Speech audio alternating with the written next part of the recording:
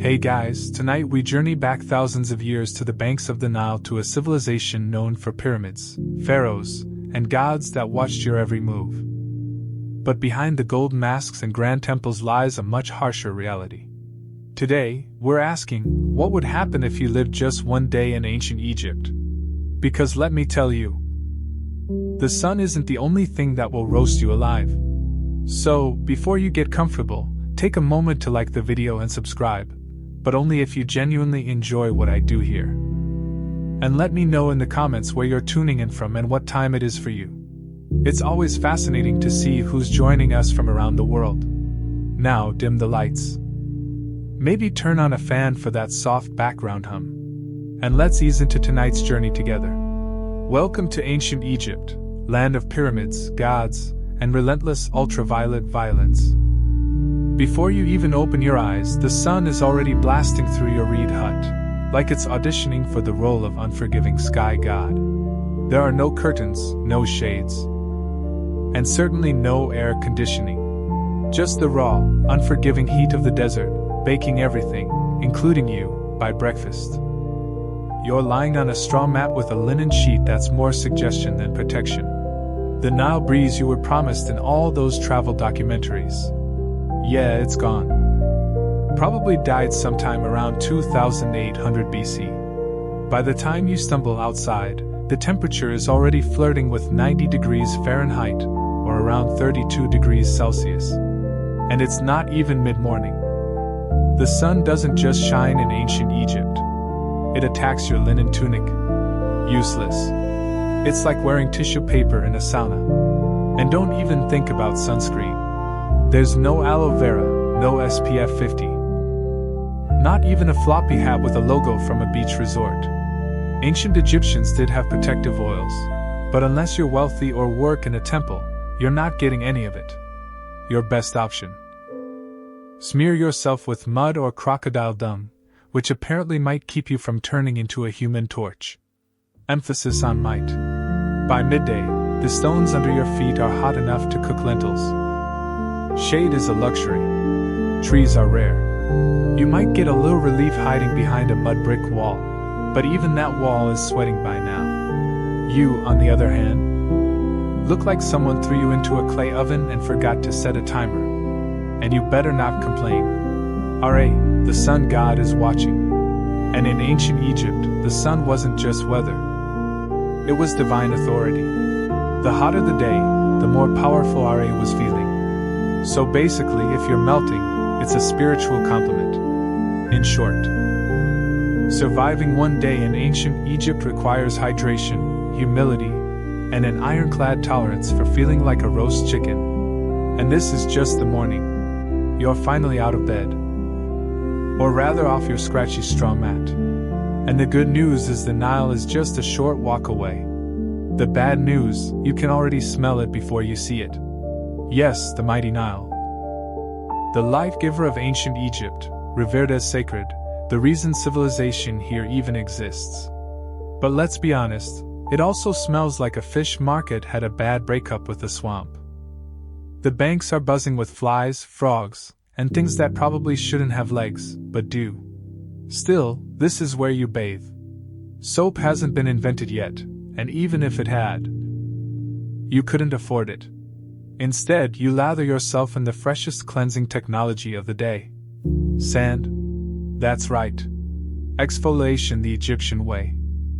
Just rub yourself down with coarse grains and call it skincare. It's like nature's sandpaper, but less effective. Washing clothes is also done in the Nile. And by washing, we mean pounding them against rocks while praying that a crocodile doesn't mistake your laundry for a tasty midday snack. Sewage runoff from upstream. Remember, people, livestock, and the occasional funeral boat all share this river. And yet, somehow this is considered clean. You scrub, rinse, and emerge feeling slightly less sticky and only moderately more worried about leeches. If you're a city dweller in Memphis or Thebes, you might be lucky enough to use a public basin or cistern. But for everyone else, it's Nile or nothing. And don't expect privacy. This is a public bathing space shared by families, neighbors, livestock. and the odd ibis pecking around your ankles like it pays rent. Water jars are filled and balanced on heads, carried back to your mud brick house before the midday heat turns the clay into toast. It's a daily ritual, spiritual, necessary, and slightly traumatic. So, yes, the Nile is sacred. It feeds you, cleans you, and quenches your thirst. But let's not pretend it's a sparkling oasis. In reality, it's part miracle, part biohazard, and all you've got. By now, you've bathed in the crocodile-infested Nile. You've sandpapered yourself semi-clean, and your body feels like a baked fig. Time for breakfast. The most important and least glamorous meal of your ancient Egyptian day. Let's set expectations. There are no eggs Benedict, no fruit bowls, and absolutely no iced lattes. Breakfast in ancient Egypt is less of a culinary event and more of a tactical refueling operation. You sit on a low stool if you have one, or just squat in the corner like everyone else. The centerpiece of your meal? Bread. Lots of it. Dense, coarse, and often as chewy as a leather sandal. It's made from emmer wheat or barley and baked in clay ovens that may or may not be shared by the local rats. And don't be surprised if there's sand in your slice. Not as a topping. Just an uninvited ingredient from the grinding stones. A daily dose of minerals, you could say. Then comes the beer. But don't get excited. This isn't crisp, bubbly craft ale. This is thick, cloudy, lukewarm, liquid bread. More porridge than pint. It's packed with calories and vaguely fermented. A medieval smoothie with the faint taste of sour cereal and survival. Even children drink it. Not to be edgy, but because it's safer than water. At least the brewing process boils out the parasites, unlike the Nile, which we just discussed is basically a petri dish. If you're lucky, and we mean very lucky, you might get an onion or a few dried dates to go with your carbon foam combo. Protein only if someone caught a fish and didn't immediately eat it raw. And as you chew your rock-like loaf and sip your grain sludge, flies buzz around you like it's a buffet, because it is, for them. You sweat at them with one hand, hold your cup with the other. And try not to think too hard about the fact that this is likely the best meal you'll have today. Breakfast in ancient Egypt isn't about flavor, it's about function. It fuels your body just enough to survive until the next time someone hands you another sand-infused brick of bread. Bon appetit. You've had your gritty bread, your chunky beer. And just enough rest to call yourself functional. Now it's time to work. And trust me, ancient Egyptian labor makes modern burnout look like a spa day. Unless you're a scribe, priest, or royalty, which, let's be honest, you're not. Your job is pure muscle and dust. No air-conditioned cubicle, no coffee breaks, no ergonomic chairs, just sweat, sand, and a constant risk of collapsing before noon. If you're a farmer, you'll be ankle-deep in Nile mud by sunrise, yanking weeds or planting barley under the eye of an overseer whose hobby seems to be yelling. You use wooden plows, crude sickles, and your bare hands. If your back hurts, congratulations. That means it's working. If you're a laborer, things get even more biblical. Imagine hauling multi-ton stones for temple construction under a blazing sun while barefoot up ramps made of gravel and prayer. There's no OSHA here. Your trip? That's a broken ankle and a shrug. From the foreman. Working on tombs. That's another level of grind. You're hammering limestone, chiseling out burial chambers for people who will get to rest longer than you ever will. And if you mess up a pharaoh's tomb, let's just say job security might involve a sealed chamber and a curse. And if you're a woman, you're not off the hook. Domestic work is also physical labor. Grinding grain, hauling water, weaving linen, caring for kids, and still helping in the fields. Your break is when the baby naps for 7 minutes. While you prepare dinner, you eat on the go. You wipe sweat with your tunic. You keep moving because slowing down means falling behind. And falling behind means someone else gets your grain quota and you get the blame. There's no clocking out. The sun is your supervisor. When it finally sinks behind the horizon, you crawl home half alive, dust-caked, and dreaming of softer sandals and a less aggressive sun god. Work in ancient Egypt isn't just hard. It's endless. It's a full-body commitment to survival day after day until your body gives out or your overseer decides you're not worth feeding. And that's not even the worst of it. After sweating your soul out in the fields or quarry, you might be tempted to grumble. Maybe something small, a little. This job stinks. Or why am I doing this again? Stop right there. Because in ancient Egypt, complaining isn't just frowned upon. It's potentially treason. Why? Because your boss isn't just a ruler. He's a literal god. The pharaoh isn't some guy who got elected or born into a lucky family. He's the human embodiment of Horus, son of Ra, chosen by the heavens to rule over Egypt and keep Ma'at, divine cosmic order, intact. In other words, if the river floods well this year, thank the pharaoh. If it doesn't, well, maybe you didn't pray hard enough. Questioning his authority isn't just rude. It's blasphemy. Speaking ill of him could land you a date with a whip, a set of shackles, or an early trip to the underworld with none of your favorite burial goods. You see his face everywhere. On statues, temple walls, coins, even bread molds. His name is chanted in rituals. His image is painted larger than everyone else's in every mural. That's not artistic exaggeration. That's law. And don't expect to ever see him. If you're a commoner, the closest you'll get is watching a golden bark float by during a religious festival. Blink and he's gone. Back to a palace you'll never enter, surrounded by officials, guards, scribes, and enough gold to finance a small civilization. Which, fun fact, he basically does. If you're lucky enough to work on a royal project, say a tomb, a temple, or a statue the size of a mountain, you serve with divine joy. At least that's what the state says. You say it too. Because pretending you're honored to carve stone for 14 hours a day is safer than the alternative. And don't even think about rebellion. Pharaohs crush uprisings faster than you can say dynasty.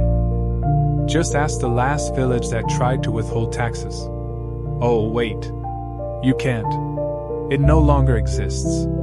So yes, the pharaoh is divine. And you? You're just lucky to be allowed to sweat in his name.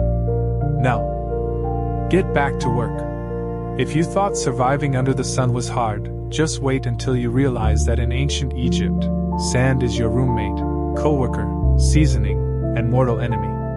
It's everywhere. In your clothes, in your bed, in your food. There is no escaping it. You could be working, praying, sleeping, or minding your own business in the market. And suddenly, a gust of hot wind sweeps by and turns your face into a grainy exfoliation experiment you didn't ask for. Let's start with the clothes. You wear linen. It's light, breathable, and about as effective at keeping sand out as a screen door is at holding back soup. It slides down your tunic, clings to your skin, and somehow finds its way into places you didn't know had creases. Eating? Good luck. Every loaf of bread is basically a sand trap. Since flour was ground between stone slabs, little bits of grit made their way into the dough. Egyptians didn't just eat their wheat. They ate their millstones, too. It's why ancient dental remains are often worn flat like river rocks. Imagine chewing your breakfast while also filing your molars daily. And if you thought your house was a sand-free zone, think again. Your mud brick home has gaps, crevices, and windows with no glass. Perfect portals for wind-blown sand. Your floors are covered. Your cooking pots are full. Your bed is basically a sand pit disguised as furniture. Shoes optional at best. Most Egyptians walked barefoot, meaning you're always one step away from turning your feet into battered leather sandals. If you do have footwear, it's usually a basic pair of sandals made from reeds. Fashionable perhaps. Protective? Not remotely. Then there are sandstorms. Egypt's version of a slap from the gods. Sudden, swirling, blinding. One moment you're talking to a friend. The next you're spitting dust and feeling like someone dumped an entire beach into your eye sockets. Visibility drops to zero, and everyone around you turns into vaguely coughing silhouettes. In short, sand is the roommate who never leaves, the spice in every meal, and the silent enemy of your eyes, lungs, and dignity. It's not just the backdrop of your life. It's part of your body now. And no, you can't wash it off. You already tried in the Nile, which is probably full of more sand. In ancient Egypt, religion isn't just a weekend activity. It's the operating system for everything. Your job, your diet, your hygiene routine, your bedtime rituals, all dictated by gods who seem to have very specific opinions. First, understand this. The gods are everywhere.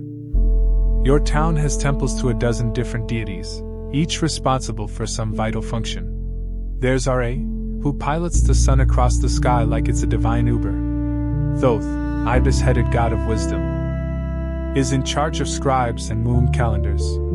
Sobek, part crocodile, part nightmare fuel, guards the Nile. And Batet, the cat goddess, basically runs public relations. Forget personal freedom. Your daily routine revolves around pleasing them. Wake up, thank Ra, spill some beer, apologize to Hathor, stub your toe, curse quietly or risk attracting a spirit with a grudge. Before meals, you offer a bit of food to the gods. Before bed, you pray that Set, god of chaos, doesn't toss your house into existential disarray overnight. Even funerals are multi-day affairs where the deceased must pass tests, avoid demons, and prove they were morally decent or risk eternal erasure.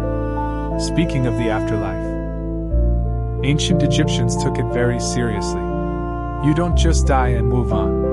You must pass a judgment process involving your heart being weighed against a feather of truth.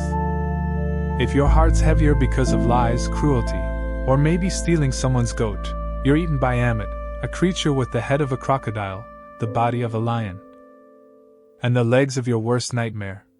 So yes, even in death, you're still on probation. But here's the twist. This complex belief system isn't depressing. It's comforting. Egyptians believed life was part of a cosmic balance. And if you followed the rituals and upheld Ma'at, the principle of truth and order, you had a chance at a peaceful eternity, complete with food, family, and maybe a boat. Of course, the richer you were, the more gods seemed to notice you. Temples were massive, priests were powerful, and peasants, well, they just hoped the gods were feeling generous that day. Because in ancient Egypt, faith isn't optional. It's your job description, your insurance plan, and your travel itinerary for the next life. So, you've stepped on something sharp, got bit by something weird, or caught something contagious, which in ancient Egypt is basically Tuesday. Time to seek medical care. Just don't expect a waiting room or a sterile environment. You're about to be healed with a combination of spells, herbs, and sheer optimism. First, you'll be taken to a doctor. And to be fair, they were some of the most advanced in the ancient world. They had surgical tools, medical texts, and a decent understanding of anatomy. But here's the catch. Science in ancient Egypt always came with a heavy dose of magic. You're given a poultice made of honey, moldy bread, and crushed herbs. Honey actually is antibacterial. And mold has early penicillin properties, so it works, sort of. But before applying it, the healer will chant a protective spell just to be safe, because you never know when your stomach cramps are actually the result of a spiteful ghost or an angry god. Have a headache? You might get a dose of crushed onions rubbed into your scalp while someone recites a hymn to Thoth. Chest congestion? Let's smear cow dung mixed with dates on your chest and see what happens. Eye infection? Time for a paste of lizard blood, ochre, and beer, plus a prayer to Horus. Surgery? It did happen sometimes. Abscesses were drained, bones were set, and wounds were stitched with linen thread. But there's no anesthesia. Just a sharp knife and a friend to hold your shoulders down while you scream into a mud brick pillow. Dentistry? Not great. Remember all that sand in the bread? Your teeth are worn down by your 20s. If one gets infected, your options are 1. Live with it, 2. Die from it, or 3. Have it pulled with something resembling pliers made by a blacksmith with low standards. And let's not forget the amulets. Whether you're giving birth, getting stitched up, or just sneezing too loud, a good doctor priest will probably hang a charm around your neck, just in case the real issue is an invisible serpent spirit curled around your spleen. So yes, Egyptian medicine had its moments. But mostly you'd better believe in the gods because your band-aid is literally a prayer. Here's a plot twist most people don't expect. Ancient Egyptian women had more rights than many women in later civilizations. They could own property, run businesses, file for divorce, and even take a man to court. Sounds progressive, right? But before you pack your bags for a time-traveling girl boss vacation, hold up. Because while the legal status might impress you, the day-to-day reality? Not so glamorous. If you're a woman in ancient Egypt, you probably wake up before sunrise. You're grinding grain by hand using a giant flat stone that chews through both wheat and your spine. Then it's off to haul water from the Nile, cook breakfast, care for children, manage the household, feed animals, and if needed, help in the fields. You're a one-woman workforce in linen. There's no me time, no spa days, and definitely no maternity leave. Childbirth is risky and painful. Midwives are helpful, sure, but there are no epidurals, no disinfectant, and no push playlists featuring relaxing harps. You give birth in a hot room with incense, prayers, and hopefully not too much bleeding. Let's talk about fashion. Linen dresses are light and breathable, but there's no underwear and no shoes. The sun scorches your skin, the sand grinds into everything, and the bugs think you're an all-you-can-eat buffet. Want makeup? Great. Egyptian women did wear cosmetics, but it's lead-based and applied with sticks that look suspiciously like toothpicks. Now, if you're lucky enough to be born into a wealthy family, things are better. You might read, write, manage estate accounts, or become a priestess. If you're born royal, you could even become a pharaoh like Hatshepsut or Cleopatra, who ruled with brilliance and terrifying eyeliner. But if you're poor, your status may be legal, but your reality is physical. You work, sweat, bend, carry, birth, bury, and pray. You're not chained by law, but by survival. Still, Egyptian women had agency, and that mattered. They could speak in court, keep their inheritance, and didn't become property when they married. Compared to many ancient societies, that's huge. So yes, Egyptian women had rights, but comfort, that's reserved for statues and goddesses. Not the woman elbow deep in dough while swatting flies off a toddler. You made it through another grueling day in ancient Egypt. You ate your gritty bread, hauled your buckets, avoided divine wrath, and maybe even dodged a sandstorm. Time to relax, right? Wrong. Because in ancient Egypt, your real test begins after you die. Death isn't the end. It's just the beginning of an incredibly bureaucratic, multi-phase journey through the underworld. And if you thought the labor overseer was strict, wait until you meet the gods of judgment. First, your soul takes a trip to the Hall of Ma'at. Here, before a tribunal of 42 deities, you must proclaim your innocence in what's basically the oldest legal deposition in history. You say things like, "I did not steal. I did not lie. I did not covet my neighbor's donkey," all while hoping the gods buy it. Then comes the heart test. Literally, your heart, believed to be the seat of the soul, is placed on a scale opposite the feather of Ma'at, the symbol of truth, justice, and balance. If your heart is heavier than the feather, well, that means you've lived a wicked life. Enter Ammit. Part lion, part crocodile, part hippo. All terrifying. She doesn't arrest you. She doesn't fine you. She eats your soul, destroying it forever. No afterlife, no second chances.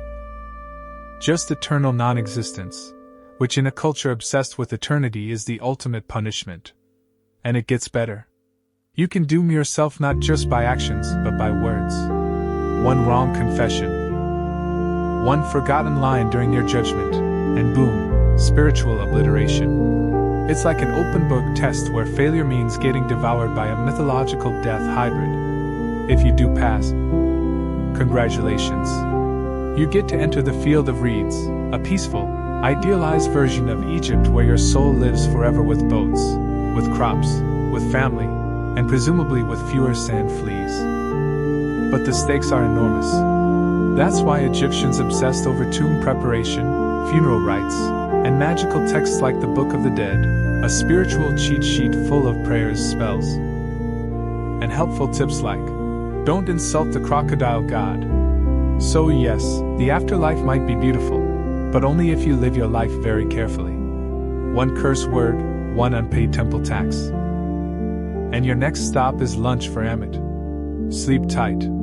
If there's one small mercy in ancient Egypt, it's this: linen. Blessed, breathable linen. Your entire wardrobe and everyone else's is made from this plant-based fabric. It's light, cool, and lets your skin breathe in the scorching heat. That's the good news. The bad news? That's pretty much where the comfort ends. Whether you're a farmer, builder, priest, or vendor, you're wearing the same outfit every day. For men, a short white kilt or loincloth.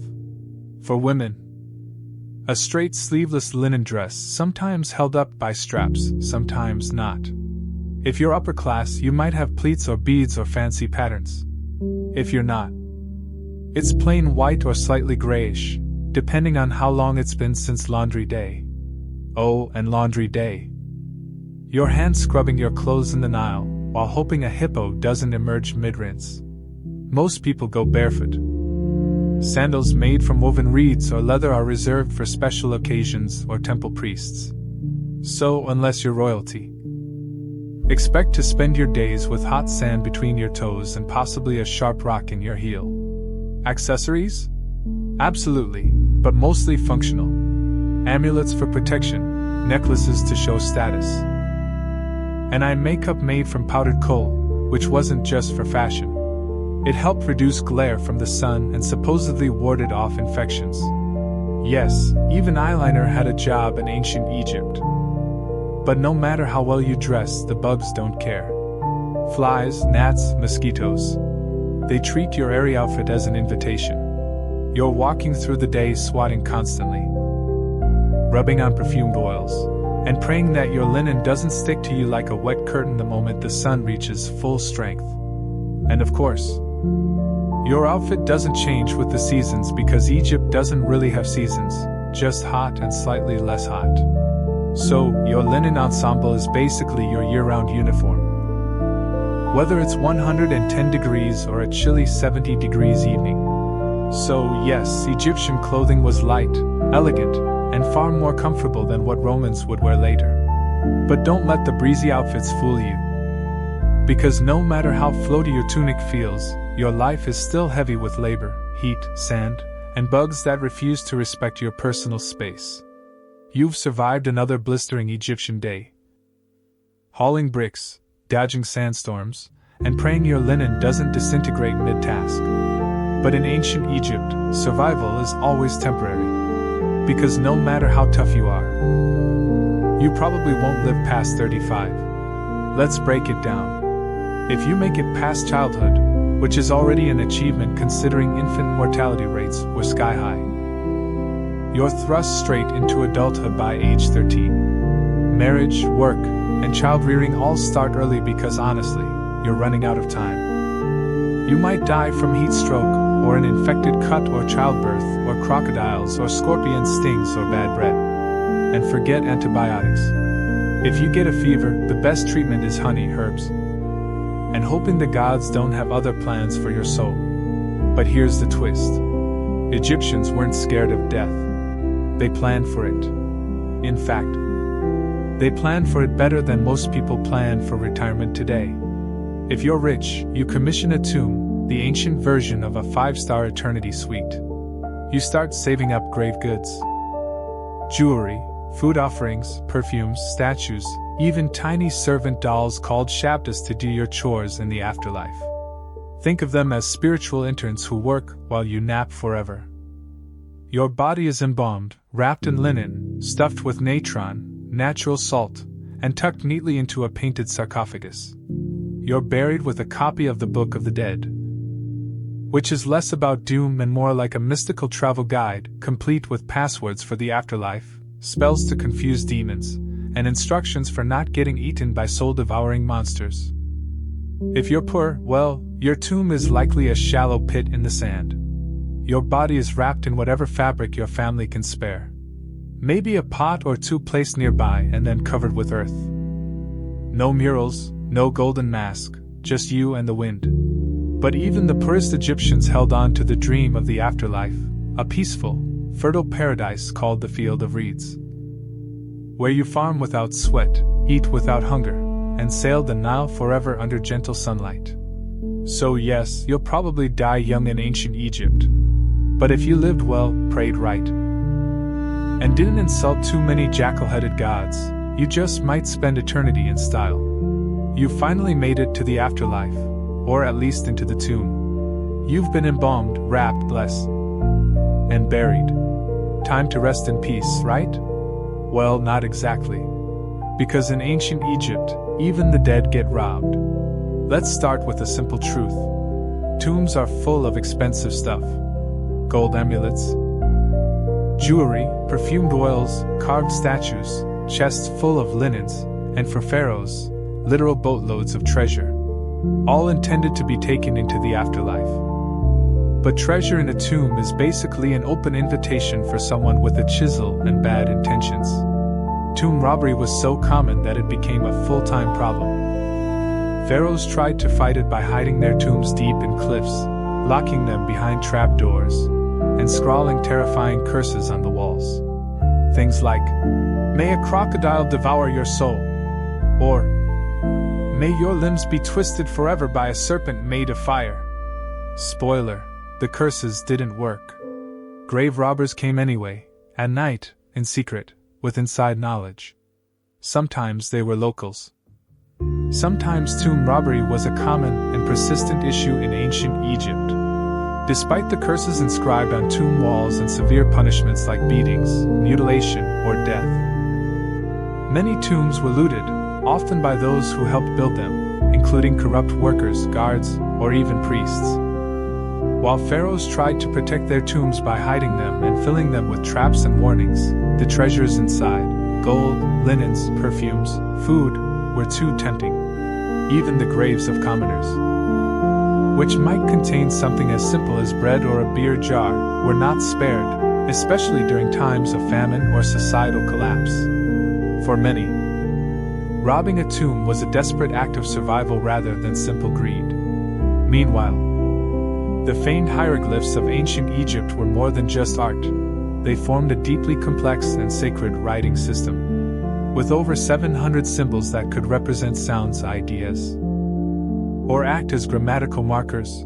Hieroglyphs required years of training to master.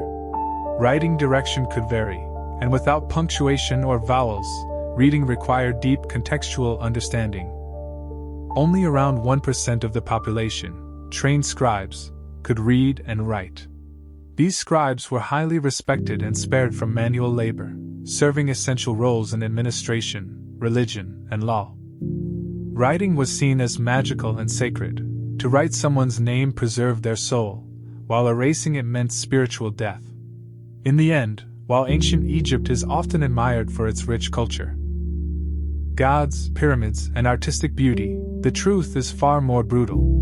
Daily life for most people involved relentless labor, extreme heat, disease, sandstorms, rigid social structures, and a constant struggle to survive. Even death came with the anxiety of judgment and the risk of being robbed. As romantic as it may seem, most modern people likely wouldn't last a single day in ancient Egypt. While modern people often romanticize ancient Egypt, everyday life for most Egyptians was brutally hard. For the majority, not the elite, each day began on a dirt floor, surrounded by flies, with the knowledge that survival depended on constant labor. You walked barefoot on scorching sand, lived with insects and livestock, cooked over open flames, and endured intense heat without modern comforts like medicine, toothpaste, plumbing, or painkillers. You served an all-powerful pharaoh and followed a religion that judged your soul in the afterlife. requiring you to live a morally perfect life just to hope for peace beyond death. Social mobility didn't exist. You were born into your role: scribe, laborer, farmer, mother, servant, and you died in it. Yet despite the hardship, Egyptians were not joyless. They found meaning through their faith, celebrated life with music, dance, art, and family, and had a rich cultural life that led to monuments still standing today. Still, by modern standards, most people today wouldn't last a single day under those harsh conditions. The narrative then shifts to ancient Teotihuacan, a mysterious Mesoamerican city. One temple in particular, the Temple of the Feathered Serpent, Quetzalcoatl, stands out. Its fierce stone serpent heads convey a sense of threat rather than peace. Archaeologists uncovered shocking findings beneath the temple: the remains of over 200 young men, many decapitated, hands bound, buried with care in ritualistic patterns, often adorned with jawbone jewelry or obsidian knives. These weren't random deaths. They were symbolic sacrifices. This temple wasn't just a religious structure. It was an expression of state power, using ritual and violence to maintain cosmic balance and political control over a vast urban population. The people of Teotihuacan believed that offering blood to the gods was essential to preserve harmony in the universe. Today, the temple still stands, not just as a ruin but as a haunting reminder of a civilization that believed divine order came at a terrible cost, and had the will to pay it. Before the rise of the Aztec Empire or the Maya's cosmic calendar, there was Teotihuacan, a mysterious and monumental city in the ancient Americas. The Aztecs later named it Teotihuacan, meaning the place where gods were born, and walking its massive Avenue of the Dead, flanked by immense pyramids, makes it clear why. At its height between 100 and 250 CE, Teotihuacan rivaled ancient cities like Rome and Alexandria in size, with over 100,000 residents. It was a sophisticated, meticulously planned metropolis with grid streets, apartment compounds, multi-storied buildings made of volcanic stone, and at its heart, three enormous pyramids: the Pyramid of the Sun, the Pyramid of the Moon, and the Temple of the Feathered Serpent. What sets Teotihuacan apart is its mystery. We don't know who built it. The identity of its people, their language, and what they called themselves remain unknown. Unlike other civilizations, there are no inscriptions of kings' names or royal lineages. The city may have been ruled by a council or priestly elite rather than a single monarch.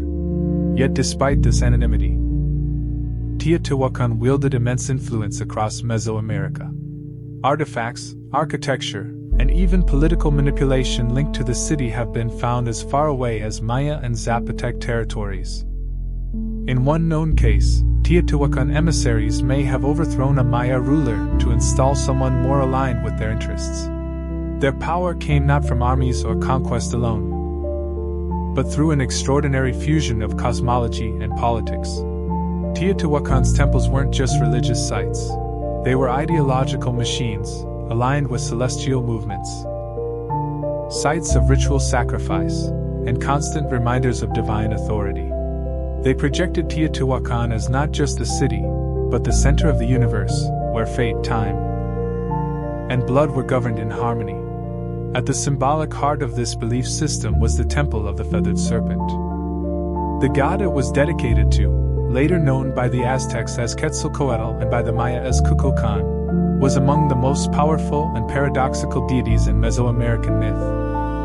A feathered serpent is a contradiction. Serpents represent the earth, death, and rebirth, while birds symbolize sky, life, and divinity. Combining the two created a cosmic figure that embodied duality, balance, and immense spiritual force. Carvings on the temple's facade show dozens of these serpent-bird hybrids, often with fierce goggle eyes, bared fangs, and feathered headdresses. Some scholars think these figures represent the god himself. Others believe they may be priest-kings or warriors dressed in divine symbolism. Either way, the imagery saturates the temple, making it feel alive with divine energy. The feathered serpent, then, was not merely a sky god or an earth spirit. He was a bridge between worlds. And through this god, Teotihuacan didn't just worship the divine. It became the divine, a city of mystery. Built by unknown hands, but powerful enough to shape the destiny of an entire region. At the heart of Teotihuacan, the Temple of the Feathered Serpent served as more than just a place of worship. It was a powerful religious, political, and cosmological center, dedicated to the Feathered Serpent god. Known later as Quetzalcoatl, the temple embodied duality, earth and sky, life and death, creation and destruction. Though Quetzalcoatl is often remembered as a gentle, civilizing deity, in Teotihuacan he had a darker aspect, one that demanded blood sacrifices. Myths suggested that the gods once sacrificed themselves to create humankind, and humans were expected to repay that debt through ritual offerings, including their own lives. Excavations in the late 20th and early 21st centuries uncovered chilling evidence of these sacrifices. Beneath the temple, archaeologists found over 200 young male skeletons, many with signs of ritual execution, decapitations, bound hands, and symbolic arrangements. These weren't random burials but carefully orchestrated sacrifices, meant to consecrate the temple's construction. Surrounding the bodies were offerings such as jaguar bones, obsidian knives, rare shells, and figurines, suggesting the victims were not being punished, but honored as part of a cosmic exchange. Each sacrifice was deliberate, symbolic, and essential to maintaining the balance between the heavens, earth, and underworld. But the temple's power didn't end at the surface. Hidden tunnels beneath the temple were filled with reflective minerals like mica and mercury, mimicking the cosmos. This underground world seemed to represent a spiritual journey, perhaps to the underworld or the stars. The entire temple was a cosmic machine, designed with mathematical precision. Its alignment with celestial bodies like Venus or the Pleiades star cluster indicates the people of Teotihuacan were tracking time, the heavens, and sacred cycles. Sacrifices were not random acts of violence, but timed rituals aligned with astronomical phenomena, death fueling rebirth, and blood maintaining cosmic order. The temple was also a tool of psychological warfare. Covered in serpent heads and surrounded by death imagery, it conveyed power and divine favor to anyone who saw it. The architecture itself reinforced political control. Rulers could oversee rituals from elevated platforms while the people looked up, literally and figuratively.